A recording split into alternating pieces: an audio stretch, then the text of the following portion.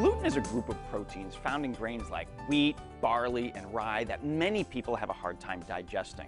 As November is Gluten-Free Diet Awareness Month, we've invited registered dietitian Jen Belanger to join us today to talk about it. Good morning, Jen. Hello, how are you? I'm well. I have to be honest, I don't know much about gluten, thankfully, because I'm not affected by it like a lot of people are. So I need you to educate me on a lot of this. First of all, I know gluten can be found in a lot of places. Like, rattle off a few of the places people will normally find gluten. So normally, like you said, it's a protein found in wheat, barley, and rye. So normally it's going to be in bread, pasta, crackers, cookies, a lot of the sweets and desserts. Those are some of the really common no-brainer type of ones. Right. But it's also lurking in many places that you wouldn't necessarily think of. So like for what? example, salad dressings. It can be in certain marinades and sauces and things like that. So I guess, why would the manufacturers put gluten in these things that you wouldn't think of? Why would they do that? Well, it has a lot of properties in baking and cooking. For example, like in breads and things like that, it is responsible for the elasticity in the product, and it makes it chewy. So it has other properties in things like salad dressings and marinades to make the mouth feel what consumers are looking for. So they're not trying to do it to be evil towards people who are They're not trying to make avoiding people gluten, sick. but exactly. But it's just one of those kind of properties of foods that they. Okay, so who are the folks that really need to be aware of gluten in their diet? Yes, really good question. I'm glad you asked that. So a gluten-free diet is the only treatment for people with celiac disease, which is a gastrointestinal condition where it's an allergy to gluten. And so those people have to be on a gluten-free diet. It's the only treatment. Celiac disease only affects 1% of the population, though. Interesting. So it's not as common as I think mainstream media is making it seem. Right. It seems like there's way more than 1% of the population that are either on gluten-free diets or say they're affected by gluten, but that's a small percentage. Yes. As far as celiac, it is a small percentage.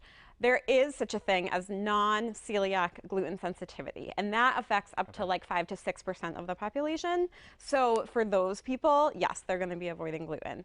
But the trouble is, a lot of people avoid gluten because it was made popular as a weight loss remedy by celebrities and people who are writing books about it, trying to make money. So these gluten-free diets that we hear about just are really for a weight loss reason. That's really what, it started out as the treatment for celiac, and then somewhere along the way, things got misconstrued, people thinking it's going to help you lose weight.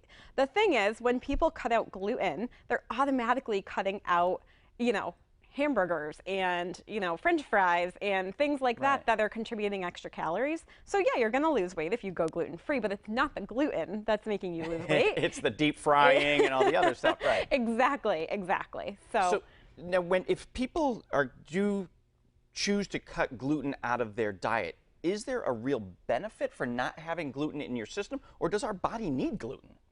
Our body doesn't need gluten per se because, people with celiac don't eat gluten and, they're living healthy lives, right? When you cut out certain foods, for example, some of the grains, you could be lacking in fiber. So a lot of the whole grains, like whole wheat bread and farro, those are things that have gluten in them. So you might be missing fiber. You could be missing some B vitamins. So anyone who's following a gluten-free diet should really work with a dietitian to make sure they're getting all their needs met.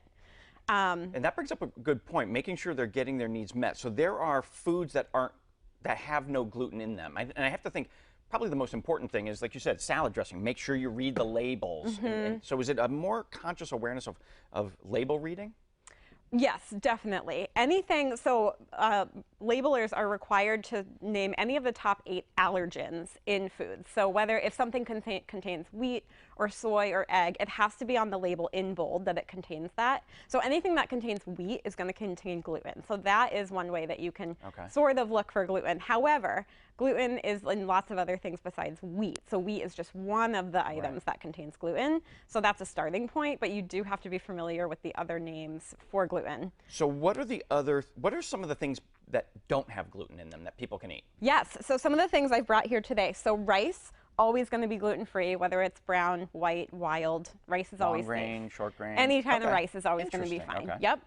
This pasta I have here is actually made out of chickpeas. So the chickpea and like lentil pastas are really popular now. Yep, And so yep. those are going to be gluten-free, good to go, and they're super yummy. Okay, but a normal pasta has gluten in it because it's made from flour. Exactly. Okay. Exactly. Popcorn, always going to be gluten-free. Any kind of Depends on what you put on it, though, right? depends on what you put on it. Sure, yes, of course.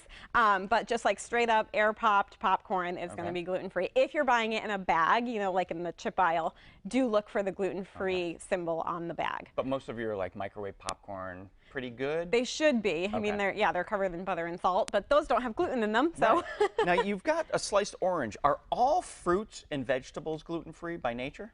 yes.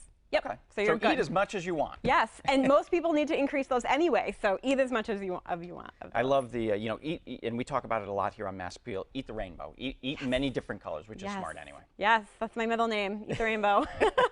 Jen, what are we missing about gluten and gluten-free diets that our viewers need to know? I think one of the things that I just really want to hit on is many people think that they're reacting to gluten. So these like non-celiac gluten sensitivities. Many people think they're reacting to gluten when really they're not. So the condition irritable bowel syndrome, IBS, there's many people react to wheat, but it's not the gluten they're reacting to. It's actually a type of carbohydrate in the wheat itself. So many people are going gluten-free when they just don't need to be. And going gluten-free is difficult. I mean, you've got to read every label. You've got to like revamp your recipes that you've been doing, especially with the holidays coming up. You know, it's all those things are like gluten-heavy dishes. I know. So if you're not sure what you're reacting to, again, work with a dietitian. They can really help you find out like what exactly you're reacting to, whether it be something in the wheat or the gluten or something else. So talk to a nutritionist and talk to your primary care to figure out what ails you, and then go from there. For sure. Jen Yes. Blanchard, thank you so much for joining me today. Thank you.